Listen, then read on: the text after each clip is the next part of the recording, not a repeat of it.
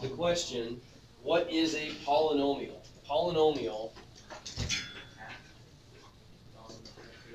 and let's just look at a couple examples of polynomials, and you tell me why they're polynomials. These are all polynomials.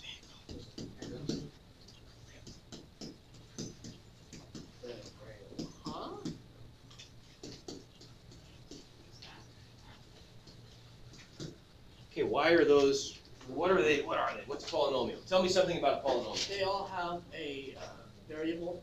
Okay, yeah, they do.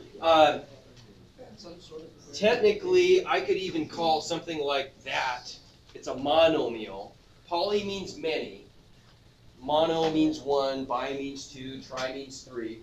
And so we can be more specific. But a polynomial just means it's got many terms, so more than one term. So I guess it has to have a variable. Okay. What else is true about all those top three examples there? They all have many terms. Okay, they all have more than one term. No, and when I say term, those are things that are added or subtracted, right? So they've all got more than one thing that's being added or subtracted. Okay, now look at the things that are being added or subtracted. What do they all have in common? They all have a whole number. Okay, they have a number either by itself or times a variable. And I'm going to throw in one more just to kind of complicate matters here. This technically is also a polynomial. If I did something like the square root of 2x cubed plus pi x minus 3.714. So the numbers, my point being, the numbers don't have to be integers. They could be any real number. Okay, the numbers that are either by themselves or being multiplied by a variable, the ones we're dealing with are going to be just either integers or nice convenient fractions maybe, but they're not going to be anything too weird. But they could be. Next year we'll deal with some weirder stuff.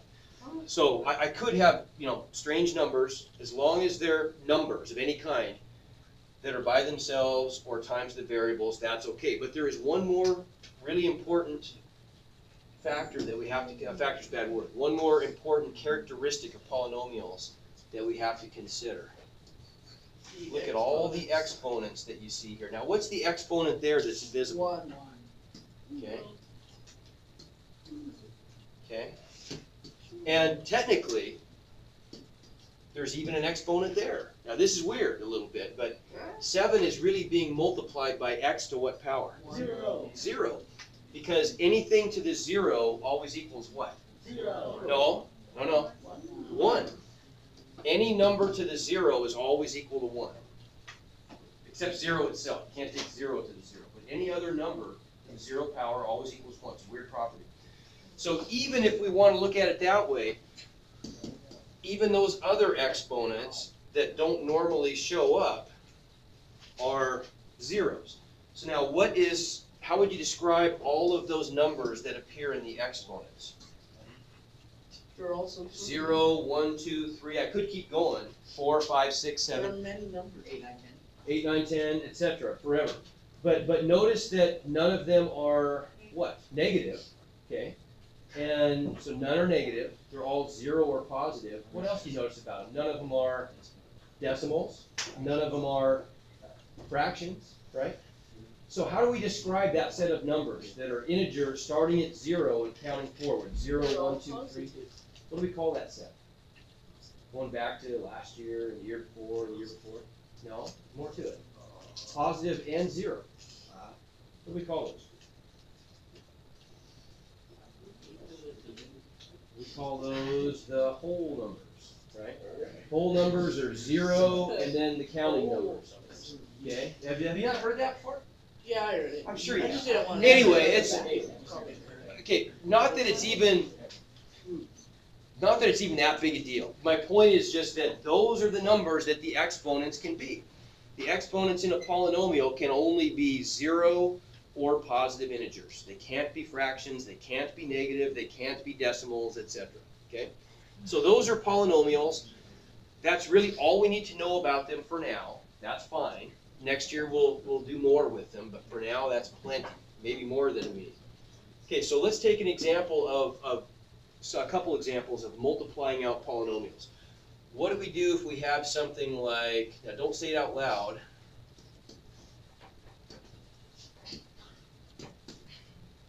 Pretty simple, right? Yeah, there's. Okay, that's one type of product of polynomials that we have to deal with. What do we do there? Just distribute, that's it, just distribute. So I take the 3 and distribute it to both parts and get what? 6x minus 15. Okay, all right, let's try another one. What if I have something like, let's make this a little bit harder, same concept. What if I have 5x cubed times the quantity 2x squared plus 3? Now don't say anything, I want you just to look at this and remind you about a couple properties of exponents that you know about, but maybe you temporarily forgotten. Or you're just slightly unsure at the moment. Now how do we do that? Let's do the first, we're going to distribute again, right? Okay, so if I distribute this 5x cubed to the first term, what am I going to get? Start us off, Jerry. 10x to the 6th power. Okay, good. We're going to get 10x to the what? That's the question. The question is, what do we get? Is it 5th or 6th? Yeah. It's, how come it's 5th? You're right. Ah, okay, good.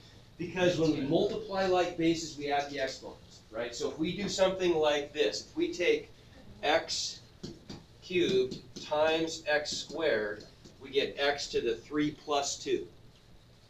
When do we multiply exponents? Do you remember? Under division. No? Under division. No? The square root. The square root. Oh. Remember that? If I take a power to a power, I multiply the exponent. So x cubed squared would be x to the 6th, right? Okay, make sense? Okay? All right, so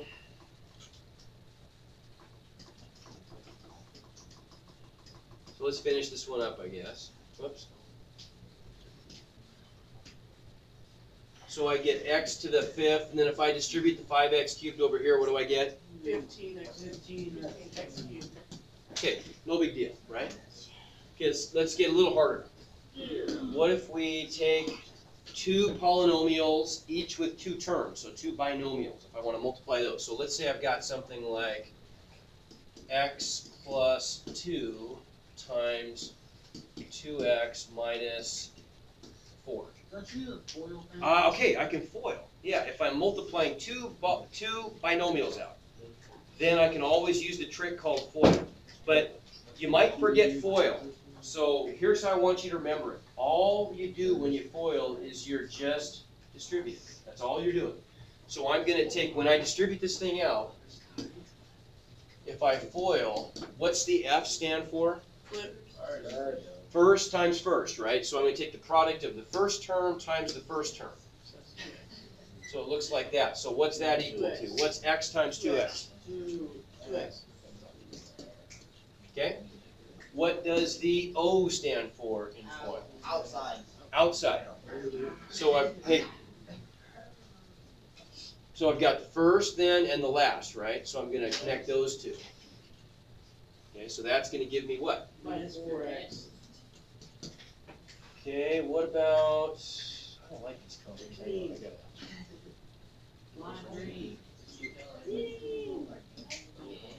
It's already selected it. Oh, well, I'm not going to try to. Okay, what's the I? Inside. Inside. Okay, so with the inside terms, the 2 times the 2x, what's that going to give me? 4x. 4x. Okay. And then last, oops, let's see how good last, 2 times negative 4. Now, have you seen this deal? If you do this right, if you draw these arcs in the right way, it always makes a face. There's the chin, there's the mouth, there's the nose, I guess there are the eyes, right? Anyway, so that's the other way to remember FOIL. But all we did, What? yeah, don't you see it? Don't you see the face? I thought the 2s were the eyeballs. Oh, maybe the 2's are the eyeball. Well, see, I think this is the And then nose this right has the here. bridge of Isn't this the nose right here? No, that's the Well, we'll have to figure I this thought out that later. would be the bridge and the eyes of the Oh, okay, maybe you're right. Those are the eyes, and then the little thingies, the parentheses with the bottom thing, and then the bottom one is the smile. Ah, okay, I got you. All right, I'll buy that. Anyway, Let's have a more of a conversation. okay, I'm gonna give you guys back here. Blake, turn around. This is it. Last warning. After this, we're gonna do some shifting in class today. You guys, I've got too much talking going on back there. So now, what did we do there? All we did was distribute. All we really did was we took the x and we distributed the x to both parts, right? X times 2x gives us our 2x squared, right? X times negative 4 gives us our negative 4x. And then we just distributed the 2 from the first polynomial to the second one. 2 times 2x gave us our positive 4x. And 2 times negative 4 gave us our what? We never finished. Negative 8. Does everybody see that? That's really, to me, that's really crucial that you see that. Because FOIL, I mean, you'll remember FOIL, but maybe you don't always remember when you use FOIL. We're going to be multiplying polynomials that are a lot bigger than binomials later on. And the process of just distributing from one to the next always works, right? So if I erase all this stuff, I want you to see something here. This all we did.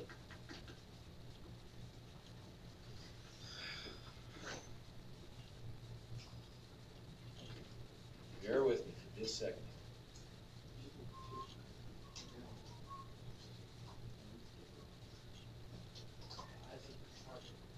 Yes.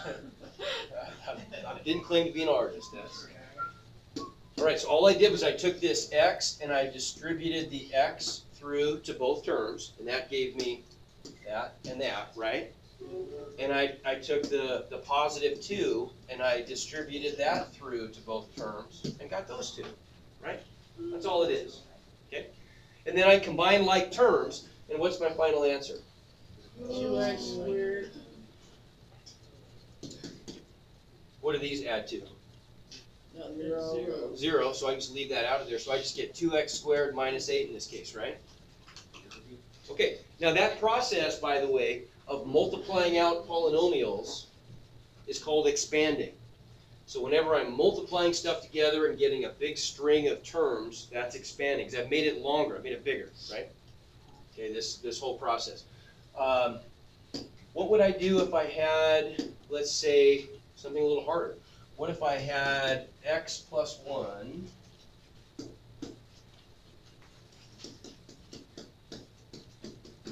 times x minus 2 times x plus 3? What if I'm multiplying out 3 binomials?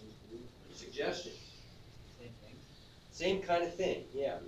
But now let's think about how we approach this. What if I ask you to do a real simple multiplication problem? Multiply 2 times 3 times 4. Give me an answer. 24. 24. How'd you get it? What's one way to get 24 out of that? Well, how'd you do it? How'd you get 24? Okay, so, but you said 2 times 3 is what? 6 times 4. That works. What's another way to do it? 4 times 3. Okay, I could also say 4 times 3 is 12 times 2, right? I also get 24. Or I could say 2 times 4 is 8 times 3 in the middle, right? The moral of the story being, it doesn't really matter the order in which I multiply those things, but what did I do every time? I can only multiply things, 1. well, in pairs, right? I can multiply 2 things together at once, and that's it, right? We're always going to be stuck with that. You know, that's the way we multiply. We multiply in pairs. So I've got to pick 2 of these to multiply first, right? Get an answer, and then I can distribute from there, right? So how about if we multiply the last 2 together? It doesn't really matter. If I multiply the last 2 together here, I want you to FOIL those out for me. So what's going to be the first? X squared. And that's the same thing as saying I'm going to take this x and distribute it there. Outside? Oh, 3x. Okay. Which is the same thing as taking that x and distributing it over there, right? Now what about the I? Okay, and that's the same thing as taking that negative 2 and distributing it there.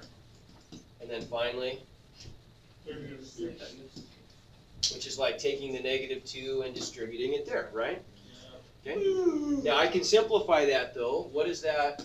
I want to do that. I definitely want to make this as simple as I can. What does that turn into? X squared plus X minus 6.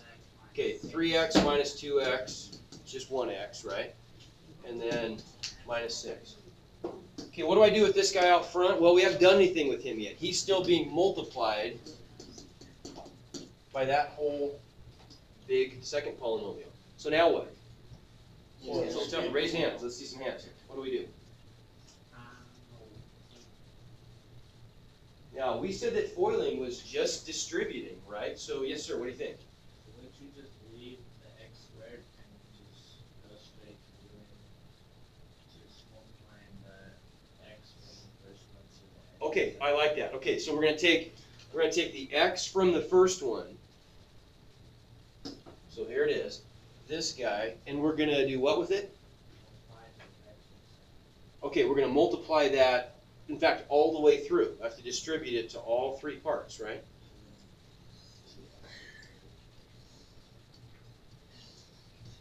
Okay, so what am I going to get when I do that? X times x squared is what? X third. X times x. X squared. X times -6. -6x. Okay, so now let's take the other one. How about if we... What's next then? That's good. Distribute the 1. Okay, we got to distribute the 1 from the first polynomial into the second one. Now here's a little hint.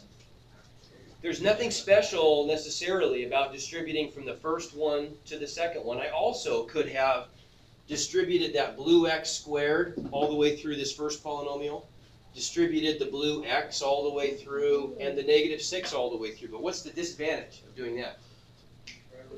Well, it takes long. I have to distribute 3 times instead of 2. So we always want to distribute from the smaller polynomial to the bigger one, just as a rule. All right, so 1 times x squared is... X squared. Okay, now here's a trick. Watch this. I can add these up horizontally, like so, and that's fine to do. I can just keep adding up these terms. X squared, 1 times x is X. x. 1 times -6 is... Additional 6. No, -6, right? Okay, I can do that, but why not add them up vertically? Now this is a great little trick. You don't have to do this. You can always just do it this way and then combine like terms. But watch what happens if I instead add these. Oh, way too far. What if I add these up vertically? Now to do this, I got to make sure I leave a column for each power of x. So I've got an x cubed here, then an x squared, then an x. And then if I have any numbers, they can go there, right? I got to make sure I'm doing them in order, though. And then I'll just line up these products vertically. 1 times x squared is going to go there. I line it up with the x squareds. 1 times x is positive x. It goes there. 1 times -6 is -6, and it goes there. And then I can just add up the like terms. Why is that such a good idea? Well, what if now I'm not going to do this to you, but what if we had like a 4-term polynomial being multiplied by a 5-term polynomial? That's a lot of distributing to do. But if I would have just added, each time I distributed, if I add up the terms vertically, it's much, much easier to combine the like terms. Agreed? Okay, so that's a good technique. So when I add these up, I'm just going to get x cubed, x squared plus x squared is 2x squared. -6x plus x is -5x. And -6, and we're done. How about that? Okay? Is that ringing a bell? Does that remind you of stuff you did before? Yeah. Feeling ready to tackle this assignment? Oh, yeah. All right. Let's go. Now, 205 is taken. So we are going to go instead.